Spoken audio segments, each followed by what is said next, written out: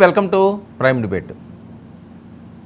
ఆంధ్రప్రదేశ్లో జరుగుతున్న రాజకీయ పరిణామాలు ఎవరికి వారు గెలుపుదీమాలు వ్యక్తం చేస్తున్నారు. మరొక వైపు సవాళ్ల పర్వం కొనసాగుతూనే ఉంది. మొన్న పోతున మహేష్ గారు కొన్ని సవాళ్ళు విసిరితే ముద్రగడ పద్మనాభం గారు ఏకంగా రెడ్డి అని మార్చుకున్నారు. ఇప్పుడు ఇంకొక నాయకుడు అధికార పార్టీ గెలిస్తే కిలోమీటర్ల పరిధి పెద్ద ఎత్తున ఫ్లెక్సీలు కడతారట. ఇదంతా అవసరమా? గెలిచిన వాళ్ళు ఏ రకంగా రాష్ట్ర అభివృద్ధి కోసం, ప్రజల శ్రేయస్సు కోసం ముందుకు సాగే విధంగా ప్రతిపక్ష పాత్ర పోషించిన వాళ్ళు అధికార పక్షానికి సూచనలు సలహాలు ఇస్తూ ఒక మంచి పాలన కోసం ముందుకు సాగాలి. కానీ ఆంధ్రప్రదేశ్లో ఇదేం వింత పరిస్థితి. పేర్లు మార్చుకుంటామంటారు, ఫ్లెక్సీలు కడతామంటారు. ఇదంతా అవసరమా? ఎక్కడా లేనటువంటి ఒక వింత పరిణామం ఆంధ్రప్రదేశ్ రాజకీయాల్లో చోటు చేసుకుంటుంది. ఈ అంశం ఇలా కొనసాగుతుంటే మరొక వైపు వరుసగా సర్వేలు రిలీజ్ అవుతున్నాయి.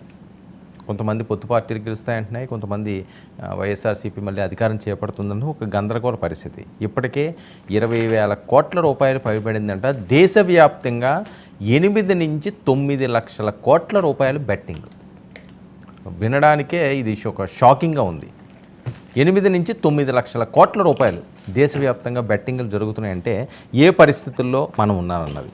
5 సంవత్సరాలకు వచ్చిన ఎన్నికలు ఒక పారదర్శకంగా ఒక అధికారాన్ని ఒక పార్టీకి అప్పచెప్పి వాళ్ళు రాష్ట్ర పాలనలో ఒక మంచి పాలనకి చేసుకునే విధంగా వాళ్ళు ప్రణాళికలు చేయాలి. కానీ దీన్ని కూడా ఒక వ్యాపారంగా చేసుకుంటే ఇంకా రాజకీయాలు ఎటువైపు వెళ్తున్నాయి. ఇవన్నీ కూడా ఆంధ్రప్రదేశ్ రాజకీయాల్లో మరింత వేడిని రేకెత్తిస్తున్న అంశం. ఈ దేశంపై నాటి ప్రైమ్ డిబేట్ కొనసాగిద్దాం. మనతో పాటుగా చర్చలో పాల్గొంటున్నారు కేఎస్ ప్రసాద్ గారు, ప్రముఖ రాజకీయ విశ్లేషకులు, మనతో పాటుగా లైవ్లోకి అందుబాటులోకి వచ్చారు. అలాగే కీర్తన గారు, జనసేన అధికార ప్రతినిధి కూడా మనతో పాటుగా లైవ్లో జాయిన్ అయ్యారు. శ్రీనివాసరెడ్డి గారు, వైసీపీ అధికార ప్రతినిధి కూడా మనతో పాటుగా లైవ్లోకి అందుబాటులోకి వచ్చారు. మరి కాసేపట్లో బాబ్జీ గారు, తాడేపల్లిగూడెం టీడీపీ ఇన్ఛార్జ్ కూడా మనతో పాటుగా లైవ్లోకి అందుబాటులో ఉన్నారు. ముందుగా ప్రసాద్ గారి వెర్షన్. ప్రసాద్ గారు నమస్తే. నమస్తే అండి. ఆంధ్రప్రదేశ్లో కౌంట్ డౌన్ స్టార్ట్ అయింది. వస్తున్న సర్వేలు అవనియండి, వేస్తున్న పందాలు అవనియండి, చేస్తున్న సవాళ్ళు అవనియండి, దేనికి సంకేతం? ముందుగా 99 టీవీ ప్రేక్షకులకు నమస్కారం అండి. అలాగే ప్యానల్లో ఉన్న పెద్దలకి అందరికీ కూడా నమస్తే అండి. మీకు కూడా నమస్తే ఉన్నారు. సరే, ఒకసారి మనం దేశంలో కొన్ని గమనించిన తర్వాత వాటి యొక్క పూర్వపరాలు ఎలా ఉంటాయి అన్న దాని మీద మనం ఒకసారి విశ్లేషిస్తే చాలా ఈజీగా ఉంటుంది. మీరు ఒకసారి రాజీవ్ గాంధీ గారు మరణానంతరం జరిగిన ఉదంతం ఒకసారి రీకలెక్ట్ చేసుకుంటే ఎలక్షన్లో, అప్పటిదాకా రాజీవ్ గాంధీ గారు మొదటి ఎలక్షన్లో ఇందిరాగాంధీ గారు చనిపోయిన తర్వాత సింపతితో 415 సీట్లతో దగ్గర గెలిచారు. తదనంతరం ఆయన మరణానంతరం దాకా కాంగ్రెస్ గ్యారంటీగా భయంకరమైన ఓటమి చవి చూస్తుంది. మన దగ్గర ఆయన మరణం తర్వాత జరిగిన పరిణామాలు గమనించుకోగలిగితే సెంట్రిక్గా మహానుభావుడు పివి నరసింహ గారు ప్రధానమంత్రి అవడానికి కాంగ్రెస్ పార్టీకి తర్వాత ఫేజెస్ అన్నీ బ్రహ్మాండంగా గెలిచారు. If you really recollect, Chandrababu Naidu గారు ఉదంతం కనుక మీరు గమనిస్తే తెలుగుదేశం కూటమిలో తెలుగుదేశంకే వీటో పవర్ ఉంది. కానీ మీరు ఎలక్షన్ అయిన తర్వాత ఎన్డీఏ కూటమి గెలుస్తుందని ఆయన నోట్లోంచి వచ్చిన మొదటి మాట మీరు గమనించండి. అది దీనికి వెనకాలకి ముందుకు వెళ్తేనండి, సత్తా బజార్ని దేశవ్యాప్తంగా మీరు ఇందాక చెప్పిన బెట్టింగ్ బజార్ని ఓపెన్ చేశారు. ఎందుకంటే తర్వాత జరిగే ఫేజెస్ ఇవాళ మీరు ఇవన్నీ ఒక ఎత్తి అయితే బీజేపీకి జాతీయ స్థాయిలో 10 years యాంటీ ఇన్కంబెన్సీ ఖచ్చితంగా ఓటమి అంచున ఉంది. వాళ్ళు గెలుస్తారో గెలవడం అన్నది పర్వత విషయం. ఇవాళ కూటమికే ఎక్కువగా ప్రాధాన్యత సంతరించుకునే అవతల కాంగ్రెస్ కూటమైనా సరే, బీజేపీ కూటమైనా కూటములతో ఏర్పడే ప్రభుత్వమే తప్ప, అంటే వీటో పవర్ సర్టన్ రీజనల్ పార్టీస్కి గ్యారంటీగా ఎస్టాబ్లిష్ అవుతుంది దగ్గర. ఇవాళ ఎన్డీఏకి తర్వాత ఫేజెస్లో అందుకే ఇంకా ముఖ్యంగా ఉత్తరప్రదేశ్లో ఎలక్షన్స్ కూడా అవ్వని దగ్గర వాళ్ళకి ఎక్కడ ఒక డెంట్ పడుతుందన్న దగ్గర ఈ సత్తా బజార్ని ఓపెన్ చేశారు. ముఖ్యంగా హుండీ పరిసర ప్రాంతంలో ఉనికి లేని ఒక గ్రామం ఉంటుంది. వీళ్ళు అక్కడ రాజ సామాజిక వర్గం అండ్ చౌదరి సామాజిక వర్గం చాలా ఎక్కువ ఉంటారు. వీళ్ళు రాష్ట్ర వ్యాప్తంగా చెట్టుకోడు పొట్టకోడులాగా మొత్తం గ్రూపులుగా వెళ్ళి ఈ బెట్టింగ్కి తీవ్రతరంగా ఉధృతంగా తెరలేపారు. అది కూడా ఇది 2:1, 1:2 వాళ్ళ ఇష్టం అన్నమాట, ఇష్టారాజ్యంగా.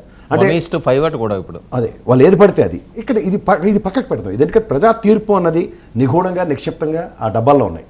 సో ఇది నేను ఎందుకు అన్వయించి చెప్తున్నానంటే, ఎప్పుడైతే ఎన్డీఏ కూటమిని పరిరక్షించే దేశవ్యాప్త ఎలక్షన్స్లో మనకి ఎలక్షన్ అయిపోయిన వెంటనే చూడండి వైఎస్ఆర్సీపీ గెలుస్తుందనో ఏ వస్తుందనో ఒక వైబ్రేషన్స్కి సెంట్రిక్గా ఎస్టాబ్లిష్ అయి ఉన్నాయి. తదనంతర పరిణామాల్లో జరుగుతున్న ఉధృతాన్ని నిలవరించడానికి ఎన్డీఏ అన్న పదంతో ఈ సత్తా బజార్కి ఎప్పుడైతే తెరలేపారో మిగిలిన దేశవ్యాప్త ఎలక్షన్స్ అన్ని ఇవాళ దాకా నిస్తేజంగాను ఎక్కడ చెదురుమదురు ఘటనలో ఉన్న కహానీలు చెప్పే ఎలక్షన్ కమిషన్ టైప్లోనే నడుస్తున్నాయి తప్ప ఎక్కడా తీవ్రతరం కాగలేదు.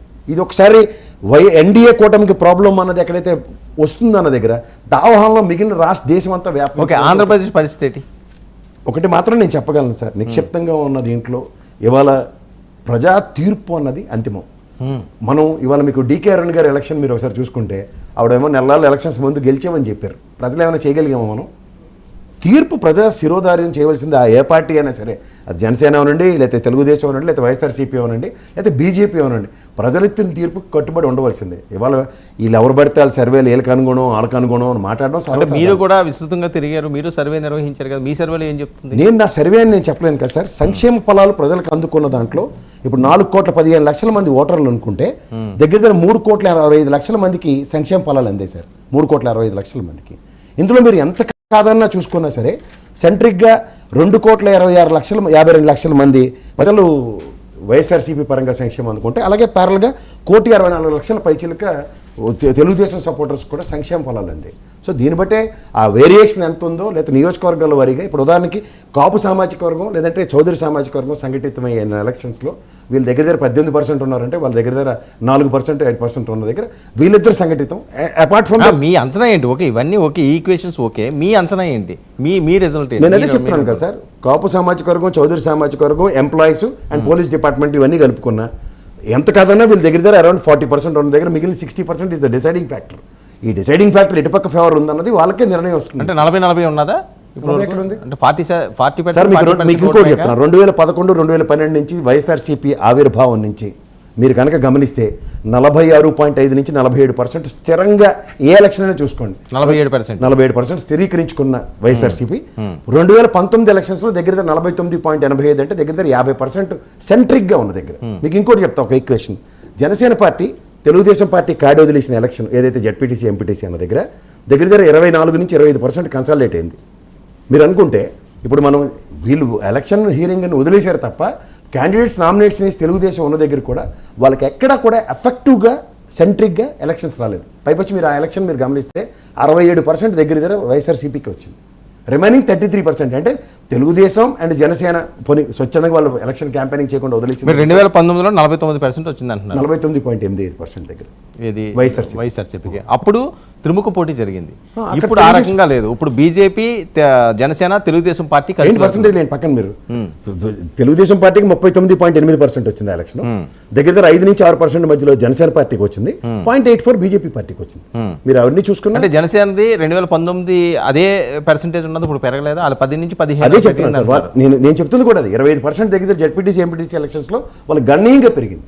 వేరేస్ తెలుగుదేశం కనుక మీరు గమనించగలిగితే ఆ నియోజకవర్గాల్లో వాళ్ళకి అంత గణనీయమైన ఓటు బ్యాంకు లేదు, వాళ్ళు ఎలక్షన్ కూడా చేయలేదు. సో వాళ్ళు 39 నిలబడ్డా అది తగ్గే అవకాశం ఉంటుంది 24కి. అంటే ఒకటి చెప్తున్నాను, మనం ఈ రోజు దాకా యాంటీ ఇన్కంబెన్సీ ఓటు అన్న దగ్గర మీరు గమనిస్తే సాధారణంగా ప్రభుత్వ వ్యతిరేక ఓటు అపోజిషన్ పార్టీలకి అయితే జనసేన పార్టీకో లేకపోతే తెలుగుదేశంకో లీడ్ అవ్వాలన్నది ఎంత అది పోయి ఉంటుంది. ఇప్పుడు ప్రభుత్వం మీద వ్యతిరేకత అనేది చెప్తున్నాను కదా sir. For example ZPTC MPTC కానీ సర్పంచ్లు కానీ మీరు చూసుకుంటే అది వదిలేయండి సార్. సార్వత్రిక ఎన్నికల గురించి చెప్పండి. జడ్పీటీసీ, ఎంపీటీసీ అవన్నీ లోకల్ బాడీ మీద ఆధారపడి ఉంటాయి. ఇప్పుడు ఏ ప్రభుత్వం అయినా సరే ప్రభుత్వ వ్యతిరేకత అన్నది మీరు గణనీయంగా చూసుకోగలిగితే వీళ్ళు ఎన్హాన్స్ అయింది తెలుగుదేశం ఓటు బ్యాంక్ తీసుకుని జనసేన పెరిగిందే మీకు స్టాటిస్టిక్స్ ప్రూవ్ అవుతున్నాయి. మీకు ఇప్పుడు ఎప్పుడైతే జడ్పీటీసీ ఎంపీ ఇవన్నీ ప్రామాణికాలు కనుక చూసుకోగలిగితే అందులో అయితే 20% దాటిందని చెప్తారు. అది 20% దాటింది అంటే 39 + 20 అంటే 67 తీయండి సార్. 33%లోనే వాళ్ళిద్దరు గేమ్ ఉంది. తెలుగుదేశం ఎలక్షన్ చేయలేదు సార్. కానీ మీరు నెక్స్ట్ ఎలక్షన్స్ జరిగిన ఎమ్మెల్సీ ఎలక్షన్స్ చూడండి, అక్కడ కూడా మీరు వైటల్ పోర్ మీరు గమనిస్తే ఏ నియోజకవర్గంలో కూడా అంతంత మెజారిటీస్ రాలేదు ఎమ్మెల్సీ ఎలక్షన్స్. సరే ఇప్పుడు దగ్గర ఏ పార్టీకి ఎడ్జుంది, ఎంత సీట్లు వచ్చే ఛాన్స్? ఎడ్జ్ అనేది నేను చెప్తున్నాను కదా, 110 స్థానాల గురించి జగన్మోహన్ రెడ్డి గారు జేబులో పెట్టుకుని యుద్ధం చేస్తున్నాడు. తదనంతరం జరిగే ఎలక్షన్స్లో ఇప్పుడు మీకు 151 సీట్లు గెలిచిన జగన్మోహన్ రెడ్డి 50% లాస్ అనుకున్నా 70 స్థానాలు అయితే సురక్షితం. ఆయనకి 88 స్థానాలు గవర్నమెంట్ ఫామ్ చేయడానికి ఎంత దూరం ఉందో చూసుకోమనండి.